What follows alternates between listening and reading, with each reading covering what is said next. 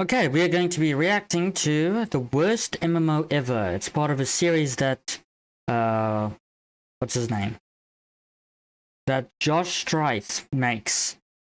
So yeah, he plays through lots of MMOs and finds out which is the worst ones, why they are bad, and gives an honest review on why you shouldn't play the game or why you should play the game. And clearly, Dungeons and Dragons Online is one of the worst MMOs ever. And we're gonna see why. So let's just get it started. It's difficult for me to say this, but maybe it's time to swallow my pride. For me to stop being so... Oh, that is hard. This screen tells me, for more information, check out the links below. And the link below is New Player Guide. Now I know I should click it because I'm a new player. Yeah, you should always click it. Because, especially when it comes to an MMO. If you have MMO experience, sure, you probably don't need it. Like, let's say if you go from Call of Duty to Battlefield, you probably know what to expect. Except with the old Battlefields, there was like classes where there was the medic, the assault, the the technician or whatever. So maybe then you do want to maybe click on the new player guide because you have to learn what your roles is. Well, your roles are, but in the general sense, it's an FPS game. You don't really need a new player guide. But in MMOs, yeah, I would suggest you take it.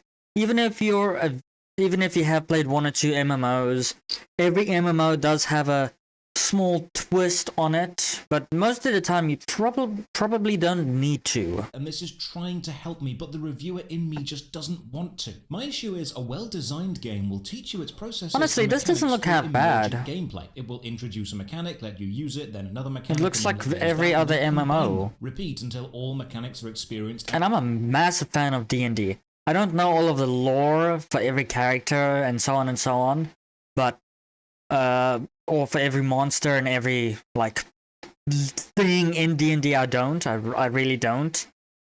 But I understand the basics, and I'm an MMO fan through and through, and I just love RPGs in general. So I'm a massive fan of D&D.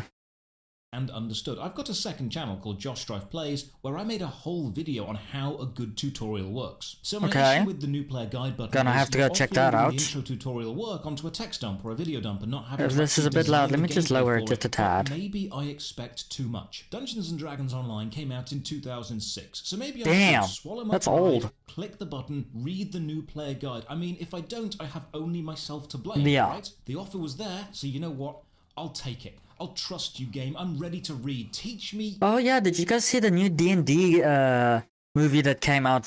Well, I think it's been out for about a couple of weeks now. But the thing that I watch it on only just like had it released on it just a couple of days ago. And honestly, it was good. It was really, really good. Surprised the hell out of me. Obviously, I'm not gonna say it's the best D&D adaptation of all time, because you have like South Park, and I think The Simpsons did it. Scooby-Doo had like some like the Scooby-Doo Mysteries, was it? No, it was Scooby-Doo Incorporated. Had like small bits of D&D. Everything has tried to like adapt like D&D in its own way, but yeah. I honestly think that movie was very, very good. And that's coming from someone that hates live action shit. I'd rather go and watch Vox Machina because I think it's just a better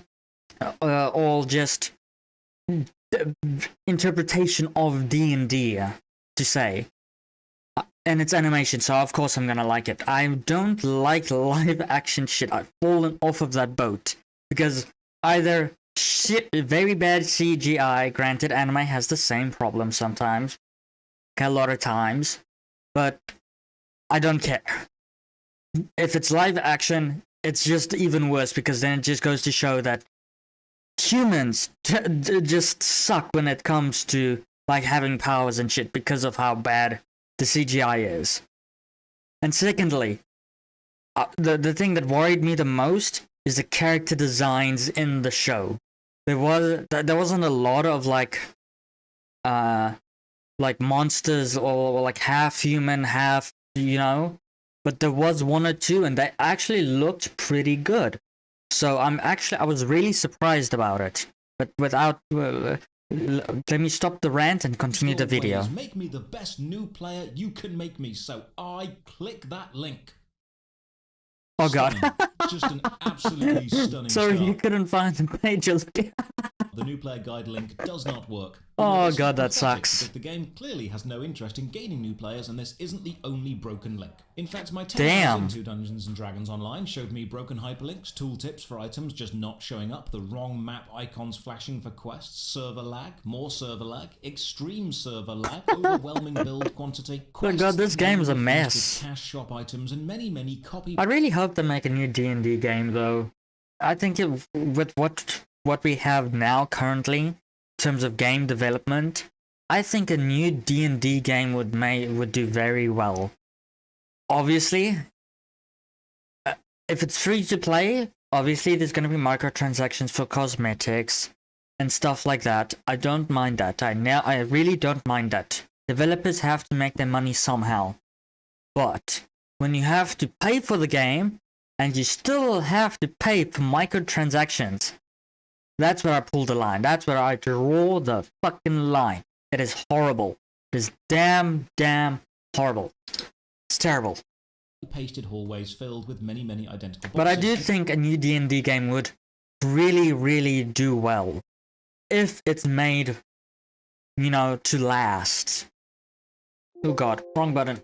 Yet, despite the absolute mountain of small issues and design mistakes that plague every minute, that's a dumb swimming animation, I have to say. This game, I've seen better Dungeons and Dragons in lots of Online different games. One of the most fun and varied online adventure experiences okay, I've had so the game isn't that bad. It's a broken, expensive, buggy mess, but it's okay. also an undeniably enjoyable adventure game. So how much do you have to pay for it? And this is Worst MMO Ever, a series where I play every MMO I can find in a journey to find the worst. Drop a like on the vid or sub to the channel for more MMO stuff. Does he have a fire sword? Future notifications. He does. And as usual, a massive thank you to all the supporters on Patreon, Twitch and YouTube who keep the channel alive. More information on how you can support at the end. For now, let's gather our party and venture forth. Let me start with some personal context. I love the Dungeons and Dragons franchise. I love the old pulp I think almost everyone does. Video games. I'm a massive fan of swords and sorcery, high fantasy adventure. I'm the dungeon master for the role-playing group Session Zero, and recently built a physical tavern to host our adventures in. Shameless plug, channel link in the description. I even went to London for the red carpet premiere of the Honor Among Thieves film. Managed to meet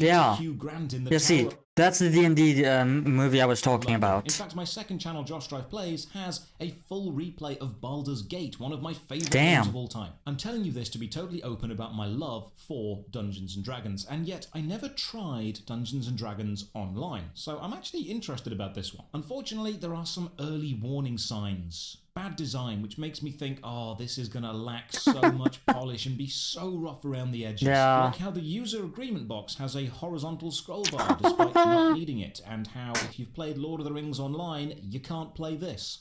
Right, this is actually a major issue and requires some explaining. This is one of the most baffling roadblocks of database design I've ever seen. I tried to sign up for Dungeons & Dragons Online and it says that email is already in use, and that's kind of correct. It is in use for Lord of the Rings Online. So you can't play Lord of the Rings and D&D at the same time.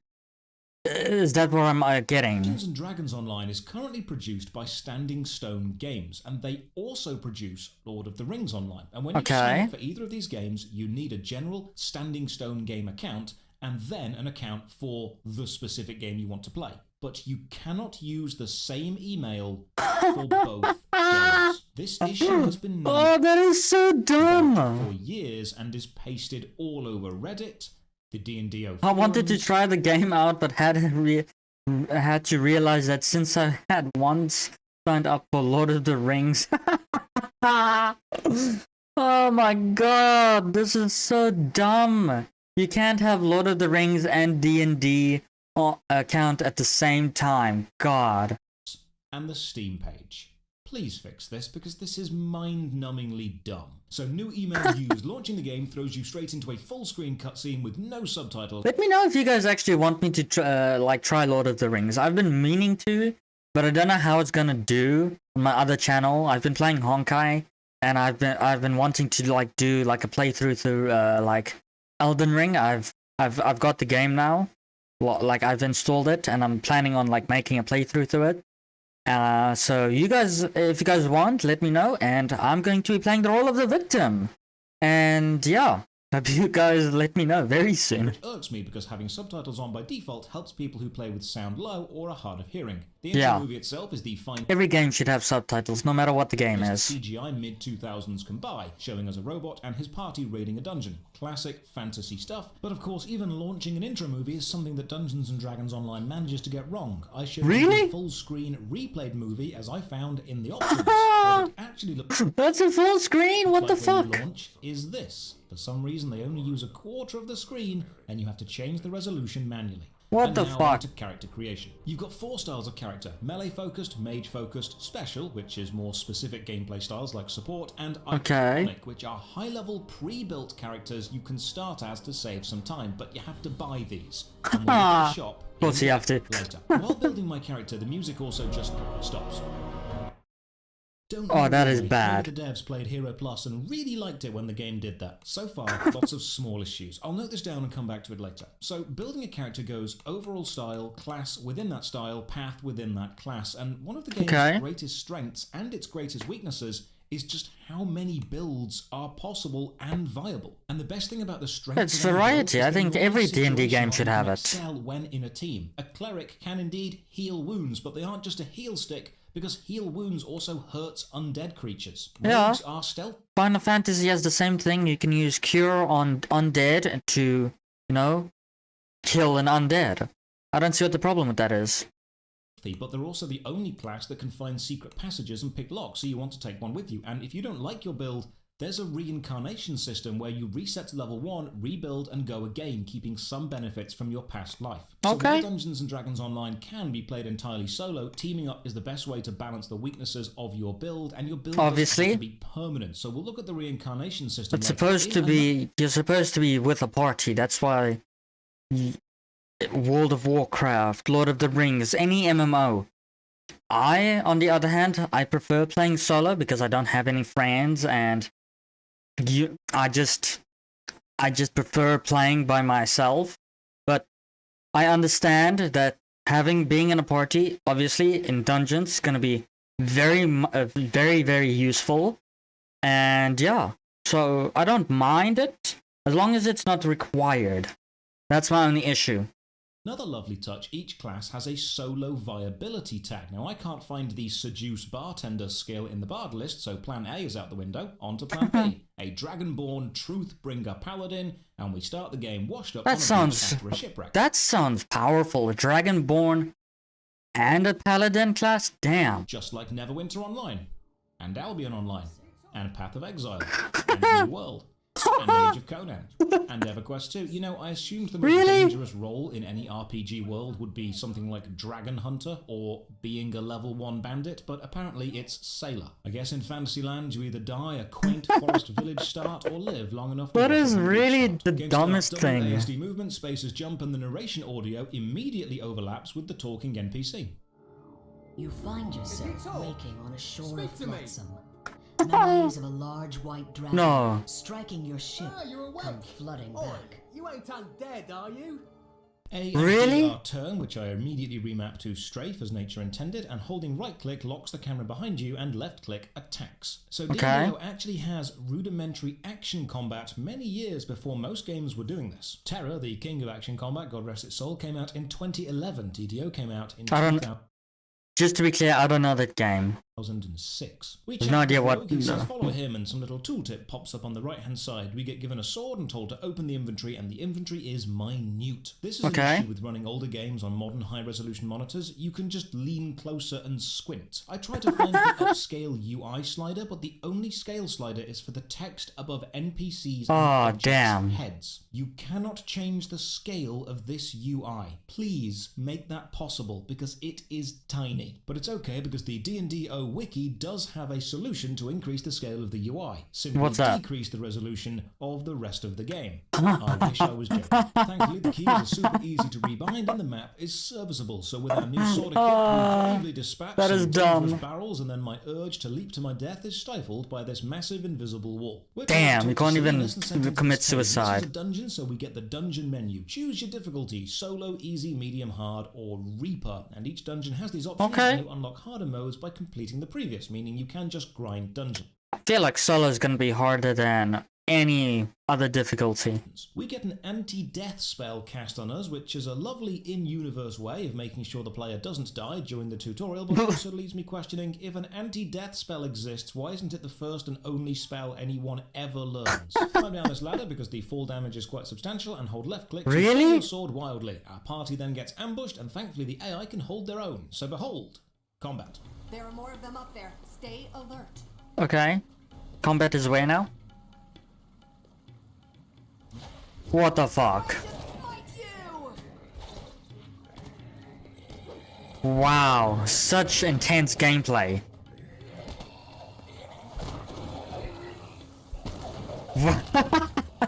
Wow, what the fuck? So what, wretches? Are you scared of me? Uh. Come down and fight. I was assuming the intro enemy would be a kobold or a goblin, something more quintessential traditional D&D, but they are the Sahawagin, a race of what? fish people, which is interesting because I have a Sahawagin model sat on my desk. Okay. Expect that. Physically, it feels quite floaty as your weapon just passes through the enemy, but the visual feedback of sparks and damage numbers and the audio feedback of fantastic sound effects are doing a lot of heavy lifting to make this combat quite enjoyable. After we've killed all the enemies, we need a key for this door, and that means swimming. Swimming is pretty easy to control, and your extremely limited breath meter means you're never underwater for long, and if your breath runs out, you just slowly lose health. But because this is a Dungeons & Dragons that game, doesn't there seem is, that of bad. course, a potion or spell of water breathing available in the future. So we grab the key, and I don't see what's wrong with that. the party is okay-ish. The vast majority of voice acting in this game is uncredited, but interesting touch, Gary Unlucky. Gygax and Dave Arneson, the original creators of Dungeons & Dragons, actually both supplied voice work for a later adventure. Really? Which is quite cool. Find our first Damn. moon shrine. These are rest points and refill health, and you can use one every 15 minutes, and in longer dungeons they are essential. The rogue disables a trap, which both introduces us to traps and class-specific abilities. That was a dumb-looking trap, but okay. And loot a chest, and in a party all your loot is pre-rolled, but solo you just get everything. Now, item tooltips. Okay, that makes solo a bit more useful. Maybe a bit harder, but at least you get all of the loot. Are overwhelming. Thankfully, most of it you won't. What the hell? Minimum level 28, blind, binds to characters on acquire, base damage rating 96.00, damage 55 to 105. What? I'm not exactly sure what this means. +5 / magic and crystal, okay. Critical roll, 20% chance. That is very strong for a critical. It's like double the... Okay, well, technically it's supposed to be. Never mind. But most games it's only like 0.5, or well, like 1.5 times. So having it 2 times is actually quite good. Attack mod, +10 strength, the damage mod, okay. +15 enhancement bonus. Weapons and shields +15 enhancement bonus to attack. And damage rolls. Armor and shields +15 enhancement bonus. Okay. Overwhelming stealer of souls.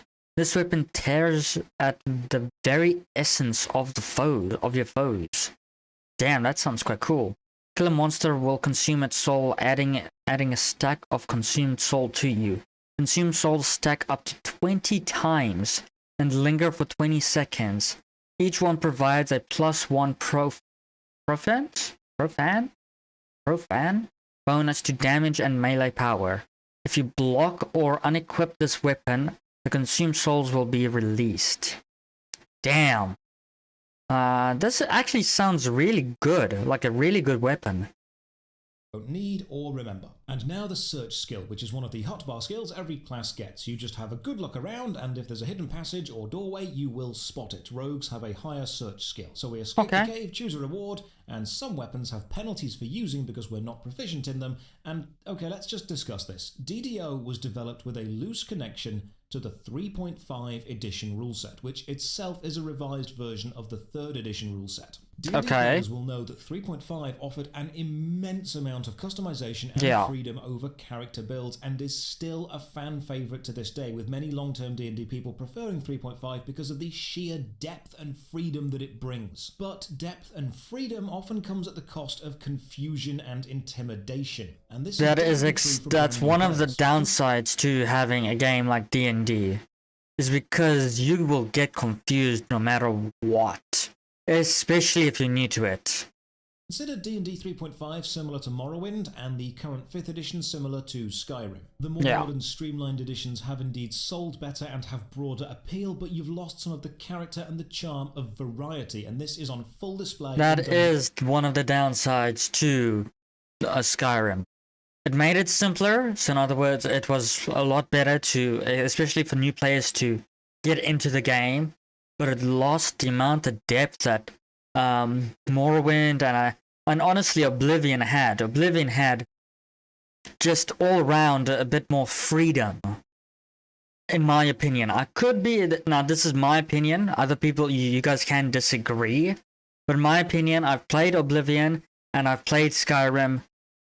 Honestly, my favorite is Skyrim, obviously, but I just felt like Oblivion had a bit more variety. Like the chameleon thing, that was broken as shit. Dungeons and Dragons Online. Now, I love being pedantic when it comes to rules. I'm a Magic the Gathering player. Some games need extreme pedantry, but I'm also aware that liberties need to be taken when it comes to games or films to streamline the process or to make the gameplay experience enjoyable. Look, when watching the D&D film, I had to fight the immense urge to lean over and whisper, well, actually, an owlbear is a monstrosity, not a beast, so the druid wouldn't be able to wild shape into them, and I don't know how many times they're wild shaping, but they're clearly not 20th level. But I didn't do this because sometimes the rule of cool trumps the rule as written. The problem with DDO is not how deep it is, because depth and customization within a game is great. The problem is it's a gaping chasm of depth with no easy route to descend into. That is the biggest Instead problem. Of having an easily accessible walkway spiraling into the murky depth that new players can gently stroll down at their own pace, or abseiling ropes that experienced MMO players can clip into and leap down in stages, it just throws you into the gaping maw of potential and kind of hopes you figure it out before you hit the bottom and die. That is one of the reasons why I've been wanting to play Path of Exile, but the amount of stuff that you have to, that you need to know to play the game is so immense that I've been put off of the game. I know there's build guides and so on, but every build guide that I find is just so complicated. You have to get this skill at this place, at this level. And then I do that, but then I forgot I had to get this skill at this place. And then the like skill tree, I put it in the wrong point like 10 turns ago.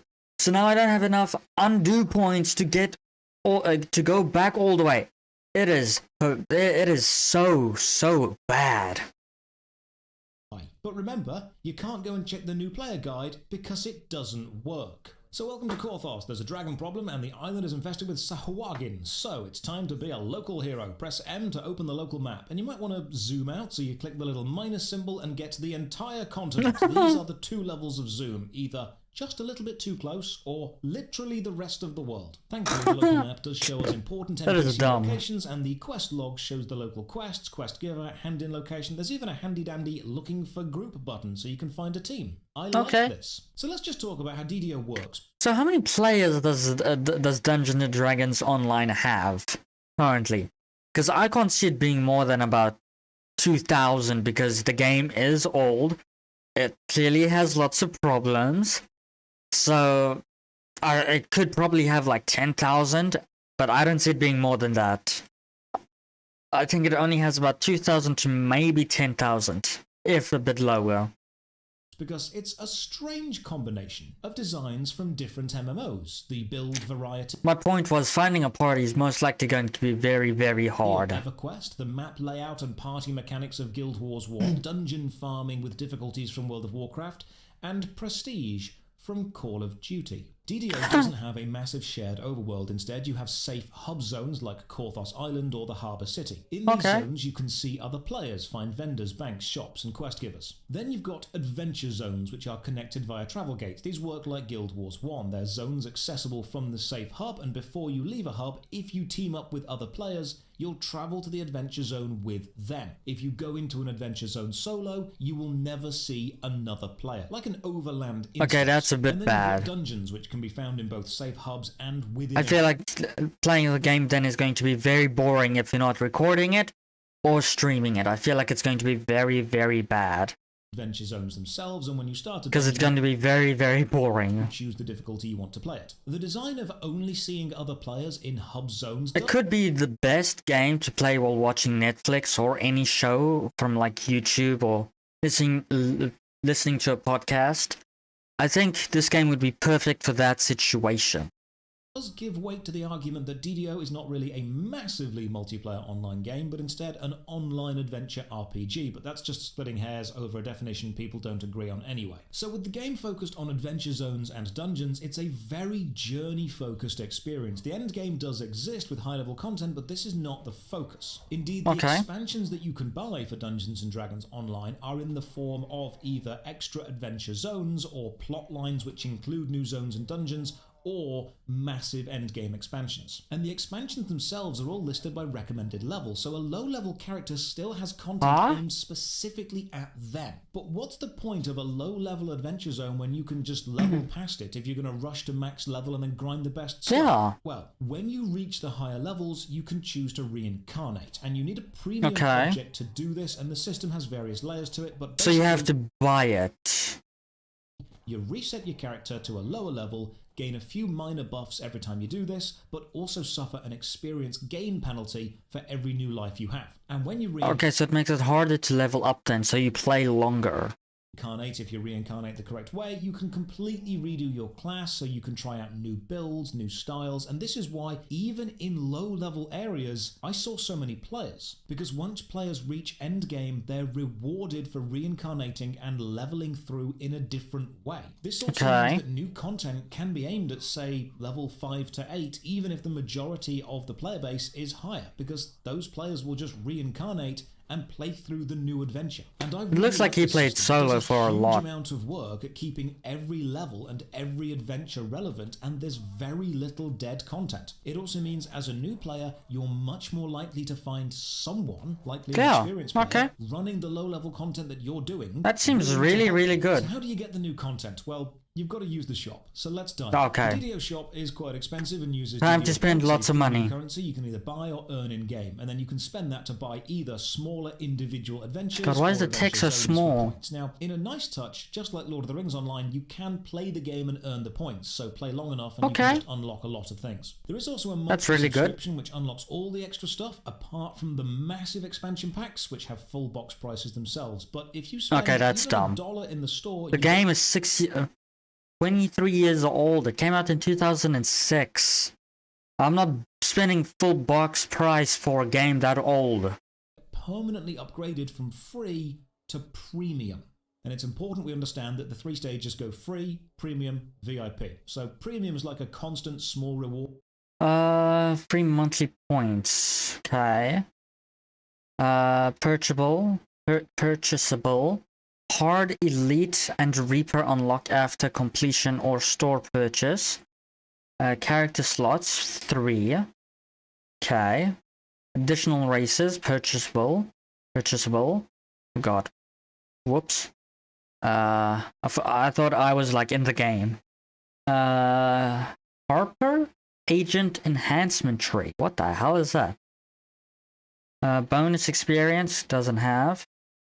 Public area movement speed. Why? Or earned. Okay, so you don't have to pay for that. What's this here? Sages. Sagas? Fuck me, I'm dumb.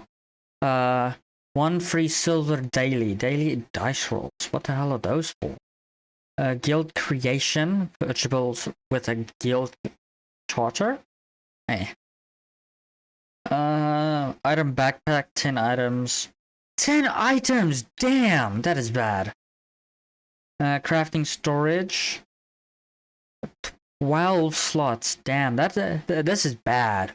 For spending anything. But what about VIP? What does that get you? Hey look, we can click here to see how much VIP costs. So I click here, except you can't click there because it's your broken. Hyperlinks go to the wrong page or an error page. Please spend a day working on your goddamn site map. The only way to find VIP prices is to Google it and go directly there. And there's a handy dandy chart to see the differences between VIP, premium and free. Now, interestingly... Yeah, no, that's a shit ton of money. For 1 month, 2 months, 3 months, 6 months, that's a shit ton of money that I will not be spending. Dungeons & Dragons online shop cannot be accessed directly from the website, but it also can't be accessed within the game client. Instead, you have to use the game client to launch the website which contains the shop, which is needlessly complex. The issue here is I both love and hate different aspects of this monetization method. I love how you can only buy the adventures you want to go on, and I hate how you still have to have a proprietary currency to do it. I love how there is a ton of cosmetics, but I hate how you can't see how they look on an in-game model before buying them. I hate how there's experience boosts in the shop, but I love how the game isn't about endgame, so these are kind of pointless. Now, there's no ignoring that the shop is expensive, but one saving grace of Standing Stone Games is they do give away a lot of stuff for free quite often. Now, about 2 weeks before I made this video, the code Dungeon Crawl was active. It's not active anymore. It gave people a ton of adventure packs, but I thought, you know what, I'm going to try it anyway. And it worked. So the new player guide link doesn't work, but the free stuff code lasts 2 weeks longer than you say it's going to. Sometimes I guess they mess up in your favour. Randall tells us about spirit binding. When you die, you'll just return to your bound place. Then Cregan offers us a quest, but the game warns us we should finish Korthos Island first, and I appreciate this. One design choice I dislike in MMOs is when new high-level content is added to a low area, and a new player doesn't know that it's new content, accepts it, and gets whisked away to some disconnected high-level area. That is a very bad thing. Reminding players there is a suggested path, but not forcing you to take it. Head to a crypt and try out some more of my hotkey skills. Armor break, trip, paladin smite, the usual. So we fight some cultists, and I like how you can see the dice rolls for your attacks shown on the right hand side. We then get told that swords do slashing damage, which is good against fleshy stuff, and maces do where? We then get told that swords do slashing damage, which is good against hold on, I can't see where. Smite, the usual. Oh, over there. Okay, I see. And I like how you can see the dice rolls for your attacks shown on the right hand side. We then get told that swords do slashing damage, which is good against fleshy stuff, and maces do crushing damage, which is good against crunchy stuff. So there's an element of attack style choice, and later I discover this does matter quite a lot because the bonuses are substantial. There's more stats and skills than I could ever even begin to memorize, so like any good dungeon master, I just knowingly smirk and start rolling dice, hoping everyone assumes that I'm using my encyclopedic knowledge of the game to craft a perfectly balanced encounter and not just making things up as I go. Remember, players roll dice for the numbers and dungeon masters roll them for the clicky-clacky sound they make. Someone did once ask me how much I plan out my adventures, and I said, you know how you can set view distances in video games? Well, I DM on the lowest settings. I open every hotbar, you have 20 of them, and then discover the controller menu has something called FPS mode. So I try it, and suddenly I'm wearing an Xbox 360 headset and telling the cleric how bad their mum is in bed. So down here I open the dungeon map, and this is something I must praise DDO for. The adventure zones are expansive, and the dungeons have so many optional paths and objectives and hidden secrets, you can spend longer finding all the hidden bits than actually following the critical path of the dungeon. For example, that's really good. Is a dungeon map. What the fuck? What the fuck is going on here? Where's the start? Giant slime? Where's the start of the dungeon? I'm so lost. Lever, fuck me. Chest, RPG, chest. Where end? So the end is here, by the looks of it. I can't see the entrance. Entrance is... I don't know. Extra rooms is just mind-boggling. Journeying through a DDO dungeon or quest zone without a guide does genuinely evoke those nostalgic feelings of actually adventuring. And after playing for 3 days, I think that's one of the game's greatest strengths. I praised Lord of the Rings for how it feels like Middle-earth. Well, Dungeons & Dragons Online feels like a classic D&D adventure. It just happens to be That's online. really good. I can imagine that getting 3 or 4 friends together to play the game at the same time would be really good fun. Everyone just figuring things out as they go, and I'll probably try and do that. It feels like a balance between the story focus of Baldur's Gate, the hack and slash focus of Dark Alliance, the overwhelming build variety of the 3.5 book, but unfortunately has just enough bad design and bugs sprinkled on top to keep it from being mainstream appealing. It's a phenomenally good adventure game system framework contained within a very flawed and buggy overall game experience. I also discovered you can hold shift to block with my shield. It's probably worth telling players you can do this, and while blocking, your move becomes a little... That's probably in the new player guide that you can't access. I'm guessing. Jump forward or backwards or to the sides, and this will matter later when the projectiles start flying. We light up 3 crests by finding 3 switches, take down a boss, and I get a better shield. At least I think it's better. There's a lot of text and it takes a long time to compare. When you finish a dungeon, this little box just says finish, so you click this and you're teleported back to wherever you started, which is nice. I seek out the paladin trainer and spend my earned enhancement point. I have 4 separate skill trees I can advance through, some of which can be switched out for others, but mostly you have a racial tree, a class tree, and 2 extra styles. The Slayer of Evil tooltip also says I gain bonuses for my favoured weapon, and it takes me quite a while to find out that my favoured weapon is longsword. This is another example of extremely deep with no easy access to the information. Oh, hey. Again, it's probably in the new player guide that link that you can't access. The game has climbing too. I really hope they use the 3D environment to add in verticality and exploration. Yeah, no, they don't. Spoiler, they do. They do? Okay. Wave defense, and I discover items have a durability bar, the blue bar at the bottom of their tooltip, and when an item breaks, you can fix it at any vendor. But every time you fix an item, there is a small chance it will be permanently damaged and reduce its overall durability. So that sucks. If you have like a legendary item that is the best item in the game, and it just breaks? Oh, that's dumb. Using items from the cash shop which don't do this, or gather multiple of the same weapon. I do like the weapon set boxes where you can set a main hand and an offhand weapon and then double click to auto-equip that combo. This dude Linus wants our help, doesn't even offer us any tech tips, and now our map has a handy dandy arrow showing where your current selected quest needs you to go. In this case it's the tavern. While in a tavern you will heal faster. More dungeons, and quick note, free and premium players, that's players who spent at least $1, only unlock higher difficulty dungeon options by completing the previous. VIP monthly paying players have access to all difficulties instantly. We search some houses for some magical MacGuffins, and here's a nice touch. When the mouse cursor is unlocked, holding right click locks the camera, but you can toggle locked and action camera, and now holding right click unlocks the cursor, so it's the same but opposite, which makes switching from combat to clicking items super easy. We get to the end of this dungeon, that's really good. A tile puzzle. I love it when games have puzzles, so we spin the tiles to fill a pipe up and unlock the door. I wonder if they'll expand on this tile puzzle design later. Most likely not. Options and more risk. Spoiler, they do. Hand in the really? To the local hero, which is nice. Another great point of DDO is you're not the savior of the world, at least not at the start. You're just a local hero doing local hero stuff. Small scale, but personal and relatable. The bartender tells us there's a traitor on the island working with the Sahawagi. Makes you go through the story as like a nobody to becoming a somebody.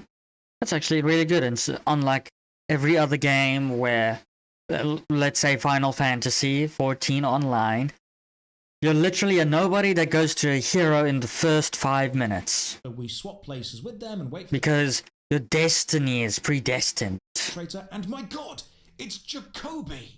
And this would have a lot more emotional impact if we knew who Jacoby was. I was gonna say, so we fight the traitor, search the sewers, kill some more fish, and then accept a quest which makes me roll my eyes so far back I can see my brain. You need to deliver a bottle of grog to an NPC. Who sells grog? Not the tavern? Not a pirate?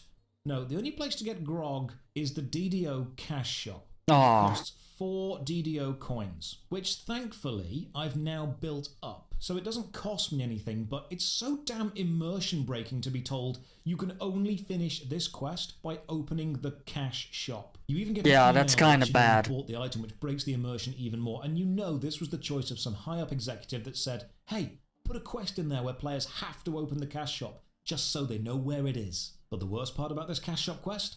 Once you've accepted it, you cannot abandon it. Really? Take up space in your quest log until you finish it. That is dumb. Lars on the island somewhere, and this is our first exploration into the combat zone, and the invisible walls no longer exist, so I now do genuinely accidentally jump off a cliff. And die. In some water and discover a steam pipe, and this is part of the Korthos Island Explorer task. See? Totally meant to do it. So we explore the island some more, find some more quests and some more dungeons, and this enemy runs ahead to ring a gong and alert other enemies, which means you can actually use now the you're stealth fucked. mechanic to sneak past them. But I'm a dragonborn in metal armor. I'm about as stealthy as the Pinkertons. If you're watching this video in the future, there is context for that joke. You may need to go back and research. It's a super cool set piece where you ring a gong twice and it breaks the slab of ice covering the floor. Oh, okay, that's really good. And explore some more. Then there's even more puzzles, switches, doors, and this bit, a ladder going underwater, which if you swim too close to, you'll automatically grab onto. The issue is you're underwater, which means you're drowning, and your ladder climbing speed is way slower than your swimming speed. So that is dumb.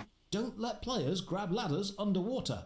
They'll die. We now get info on damage numbers. Each weapon has a base damage, elemental damage, and then maybe additional skill damage. And purple numbers means you're hitting high, orange is normal, and yellow is bad. And if you're hitting yellow, the enemy either has a resistance to the weapon you're using, or you're not skilled with the weapon you're equipped with. Take down a spider boss, and now we need to freeze this sleeping That giant was a boss? behind a locked door, and we freeze them by arming some ice spray traps. And to do this, you need to complete another puzzle, except this time the movable tiles spill over the edge of the raised section, so you're that's working in good. 3D. This is a lovely progression from the puzzle earlier. I wonder if they find even more variations on this puzzle. Spoiler! They do! Our reward for the quest is a helmet, but designing helmets to fit the Dragonborn race is clearly too hard, so you don't get any graphical changes. Nice to see the cult temples are wheelchair accessible. Everyone should be able. Most people don't like having the helmets on in any case. I do because I either go with the default character's look or make the most horrific character design ever. So I just want a helmet to cover it up. Cause I don't stay in the character creation like thing for more than like 1 minute because I hate it. I really hate it. Obviously, I understand why people like it. There's obviously in MMOs there's like fashion competitions that go on, which is a very that makes the character creation thing really good. But me personally, I don't spend less than 1 minute in it unless I'm making the most horrific character I can. To worship reality-destroying beings from another plane if they I just want to get into the game and play the actual fucking game. want to. We descend into more dungeons and encounter more traps. There's even a magical barrier puzzle with crystals and valves to open, and I have to say the highlight of the adventure so far, the thing that really cements this as quintessential D&D, is how every dungeon has a DM narrate the adventure as you go. Okay. The doorway ahead has been boarded up. Oddly, the work looks very recent. Oh, that's good. That would get annoying very fast. A magical barrier humming with compressed energy resolutely blocks your path. You hope you can find a way to disable it somewhere. I see jets of some alchemical compound. Yeah, that would get annoying very fast. In a hard protective layer. You also notice several valves of various sizes spread around the room. Upon turning the valve, you hear a definite alteration in the pitch of the hiss as the gas struggles to flow around your obstruction. Wow, that's so... Crystal shatters. That was quite loud. Slowly fades into a heavy silence.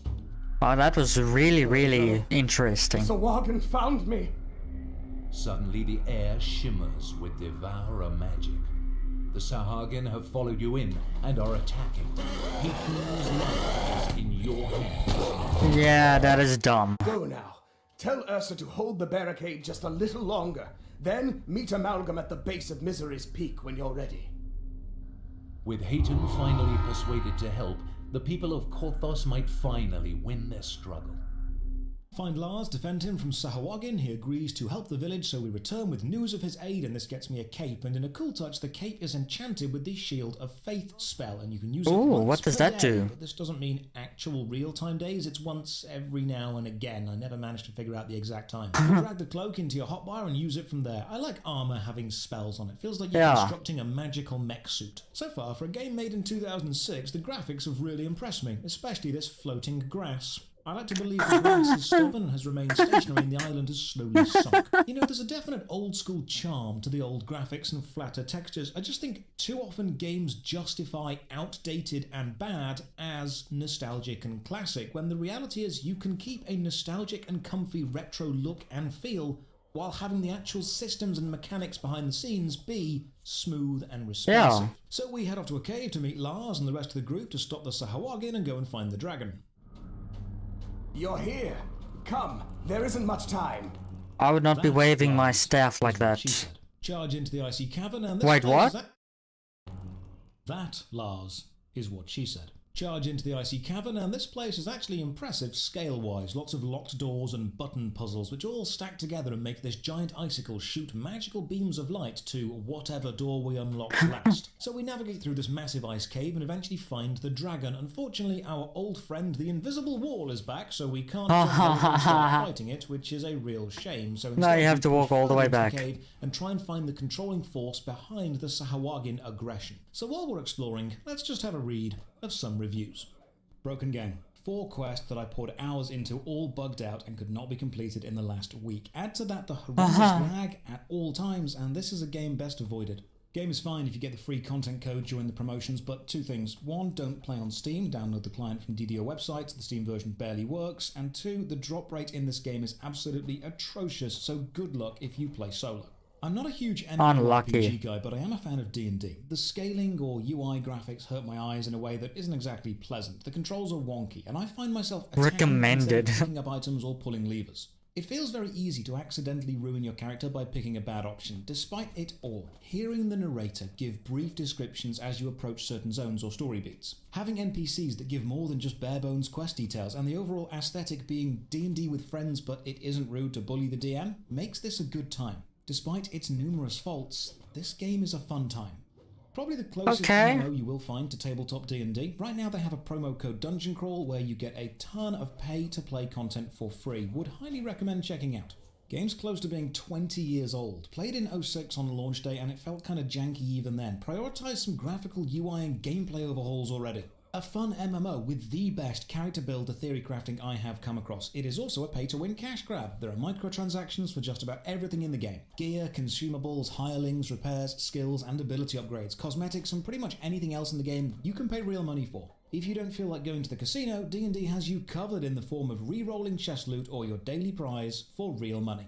I have 1,600 hours in this game, so please listen to my words. This game has a heart and soul beyond any other 1,600 hours, what the fuck? Its only flaw is how unfamiliar it can be to new 4,529.2 hours on record.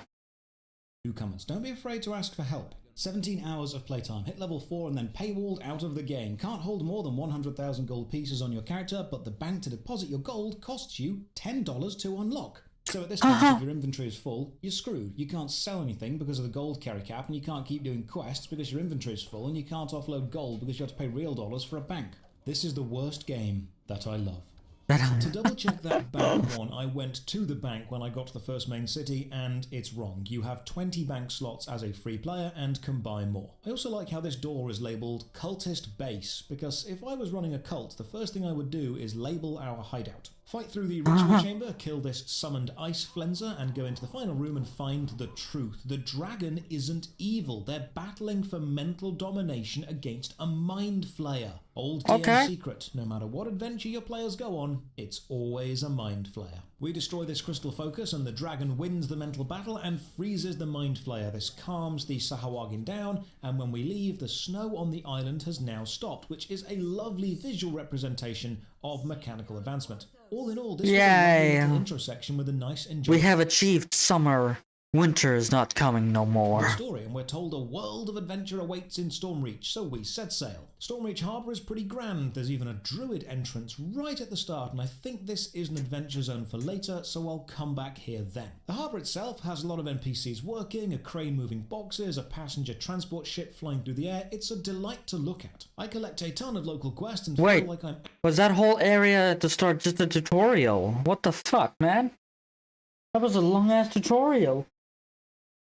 actually a low-level adventurer in an established city slowly rising up through the ranks. It's lovely. The low power level has a very grounded feel to it. If you have the quest list and your map both open, selecting a quest makes the correct icon flash, either the dungeon entrance or the NPC to hand in, and this makes navigation really easy, so I go and sort out a kobold problem. And this actually needs you to climb over boxes, so it's not a pointless mechanic. D&DO actually has platforming. So I explore all around, unlock an additional spider section of this dungeon, which gives me some potions, but I do end up backtracking because the switches I needed to find blend in with the wall that aren't marked on any map. Eventually we kill Bloodknuckle, the leader of the gang, get a better sword, but it's level 2 and I'm still level 1. Oh yeah, you level really slowly. Another example of journey over... Yeah, that's probably what the XP boost is for. Destination, which I like because being level 1 hasn't prevented me from being given an interesting narrative and lots of abilities to use. However, the game never actually explains how to level up because it hates new players.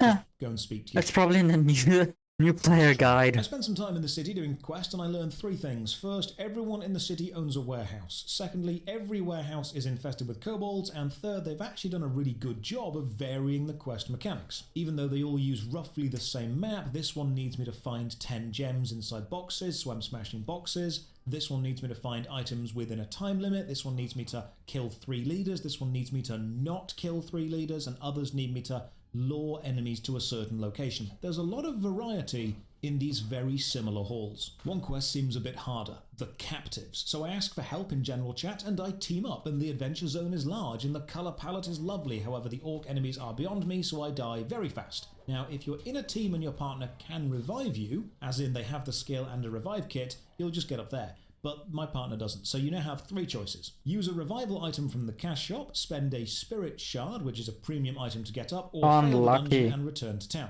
So I'll try this dungeon again later. I revive, but I have forgot to update my revive point, and now we're back on Korthos. You know, maybe I should finish Korthos entirely first. I've not explored all of it or found any of the rare boss spawns, so I just quest. And while questing, I do my best to gather information. DDO is very much supported by old school traditional forums, and while there's a wiki, there's a lot of gaps. I'd lump Dungeons & Dragons Online in with what I'd call the middle class of MMOs, and I'll make a full vid explaining this soon, but basically, middle class MMOs are games which aren't part of the big 5, Warcraft, Final Fantasy, Elder Scrolls, Guild Wars and RuneScape, but they also aren't dead. The middle class of MMOs are the ones your average gamer may not have heard of, but the more enfranchised MMO player will, but likely haven't actually played. MMOs which do have a stable player base and see enough income to comfortably exist, like Lord of the Rings Online, DDO, Guild Wars 1, Neverwinter, EverQuest, Star Wars The Old Republic, Wizard 101, the list goes on. They're games with enough positives that the player base can enjoy them, but just enough flaws, just enough mistakes, and just enough negativity to give it off of the mainstream. The majority of players. I've explained before that every hurdle or stumbling block in any process is a quit moment for someone. Every time someone comes up against any level of adversity, there is a small percentage chance they will quit right there. And these middle class MMOs have so many small quit moments. The email issue, the broken hyperlinks, the learning curve, the shop quest. The foundation of the is good, and for those who can... The thing that would drive me off the most is those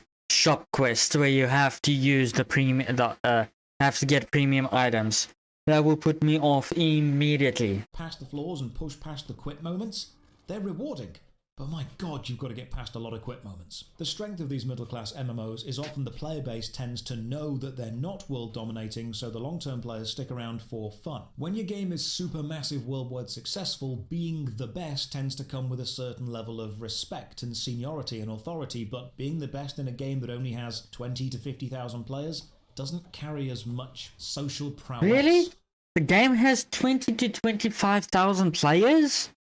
That's a hell of a lot more than I was expecting. So they play it for fun. Long-term players know that new players need to be taught how to stick around, and so they're normally quite inviting. We hunt down a necromancer, solve an underwater lever puzzle, which is a lovely combination of water and puzzles, and avoid this spike floor, which has a very questionable hitbox. I then try to use a shop and find that you just stack up everything you want to sell and sell all in one go, which is super easy, and then I go and disrupt a gambling den, and somebody clearly just found the lighting color slider and is having a good time with it. I like how there are 3 runic buttons in this room, but I can't use any of them as my stats are too low. Another example of encouraging you to return with a team, because it's unlikely any one player would have the stats for all 3 buttons. We defend the box from kobolds, and another awesome discovery. Because the game is action combat and not tab target, projectile weapons aren't just graphical, they're actual physical in-game projectiles. This means if an enemy uses a ranged attack like an arrow or a dodge it. spell, not only can you dodge it, you can also intercept into it. So I'm diving in front of spells to tank the damage to protect the cargo, which feels great. Okay, that's really good. The exact opposite. I now have 10 minutes to go and find and smash 50 crates, and in a great touch, there are way more than 50 in this level, so you're not stuck hunting for the last one, just smash as you go. I then find a Khyber pamphlet, and I give it a read, and it's just a paragraph about how much money he has and how much he hates a guy called Yugi. This chest is trapped, and the trap actually does substantial damage to me, which I love because it makes rogues even more relevant, and now I've got some better armor. But here's an annoying touch, another example of a small but noticeable rough edge. While inside a tavern, your minimap or world map doesn't update to show that you're inside a tavern. You still see the city that you're in, so there's no tavern navigation specifically. I know this place isn't big enough to need a minimap to navigate around. I mean, you can pretty much just see everything in the room at the same time, but it would be nice to have. This dungeon is a challenge. It needs me to retrieve a gem while killing fewer than 6 kobold leaders, so I just run past them. But if you alert too many, you trigger a yellow alert, which makes enemies swarm you and just wreck me. So I'll need to find a rogue friend and come back for this. I double back to the Druid Grove from earlier, and Google tells me this is indeed an adventure pack, the Gatekeeper's Grove, and I think I got this for free with the code, and it's aimed at low levels, so I'll try it later. More city quests and sewer puzzles, underwater gates, hidden tunnels, and now I have the Paladin ability Lay on Hands, which you can use on yourself, so after a fight I can just give myself a hearty healing slap. This quest has me fighting next to a bunch of explosive barrels, so I'm encouraged to watch my sword swings, and the Butcher's Path challenge has me fight a ton of enemies. But then my equipped weapon tooltip just stops being there. I cursor over to see how much durability my weapon has left, and the game's like, no, you don't get this anymore. Unexpected underwater pipes. You have to pay for it now, bitch. Spike trap keeps me on my toes, and then an interesting mechanic. Ooze enemies will break your weapons super quickly, unless your weapon is made of wood. Also, if you attack them with a slashing weapon, there's a chance they'll split into more oozes, which I did not know, so I accidentally create a small... It's probably in the new player hand guide.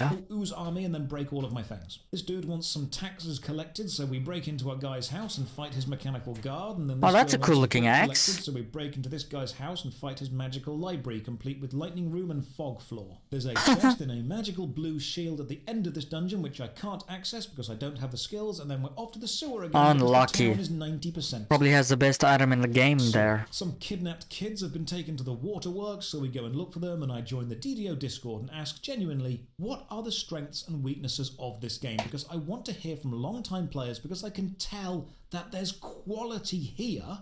It's just hiding beneath a layer of grime. The answers I get are pretty much what I'm assuming. The build variety, encouraging experimentation, and the reincarnation system make it endlessly replayable at every level, but the learning curve is way too steep, and the game almost assumes that you're already good at it when you start playing. I check the wiki for the best adventure pack order, and it recommends I start with the Seal of Chantocourt, started in the market, so I give it a go. I also noticed that NPCs with a single chalice above their heads give a single one-shot quest, and NPCs with 3 chalices start a longer adventure line. This leads to the Steam Tunnels, a massive 3D maze, and here's another thing I have to praise. The ladder climbing animation has actually got the hand positioning correct. You may that's climb good. 2 rings at once because you're a big dragonborn, but I'm really... the hand doesn't go on it, and then I'm though. questioning, how can you pay this much attention to detail, but your email sign-up system doesn't allow for 2 games with the same email? Get shot at while underwater, find the biggest tile puzzle yet, and then die to a magical glowy ball skeleton. And I've still not updated my death respawn point, so we're back on course. Oh, shame. By now, I think I've seen enough, and despite... It's what I hate about games. Especially The Witcher. I forget to save often. So I'm put back to the last time I remembered to save. Or the autosave, which doesn't always work. So I'm put back 2 to maybe 2.5 hours, and I'm like, I'm done. I'm done. I'll come back in 2, maybe 8 months, and I'll play this game again. It is the worst thing where you have to save often.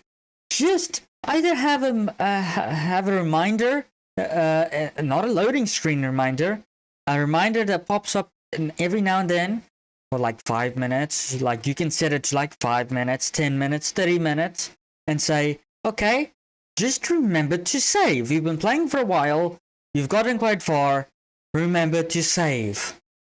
Or in this case, update your death point thing. Or remove it out completely. It is a dumb thing. Despite its numerous flaws.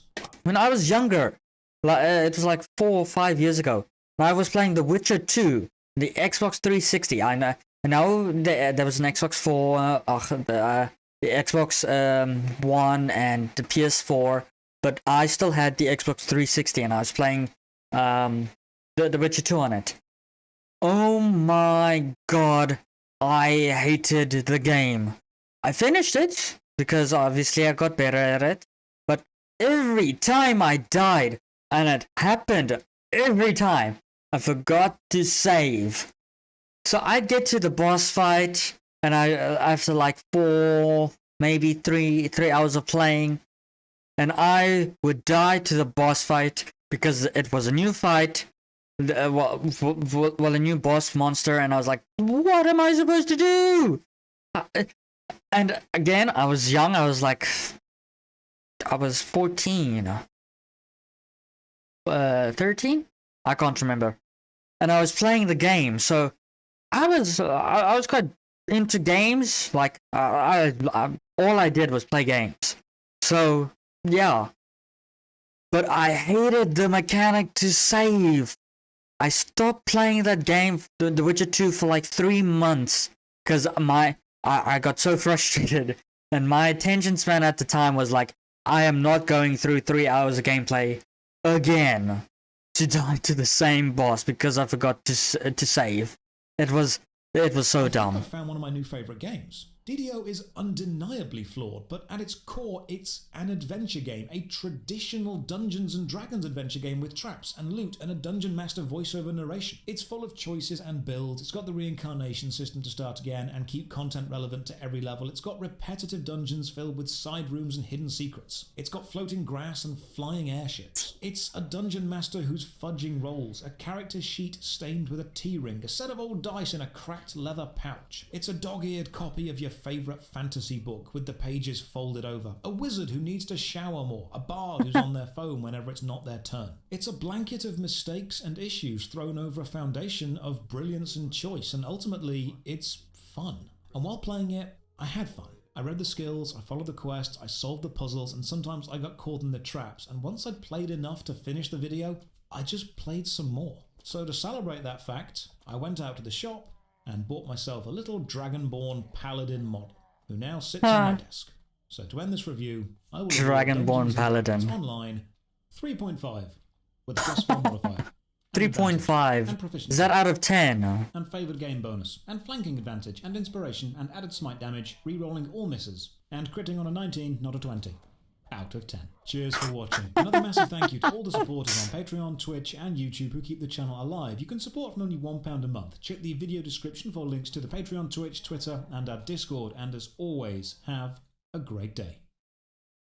So, let me know if you guys want me to play like Lord of the Rings online or this game to see how bad it is. And if everything that he said is exactly how it is.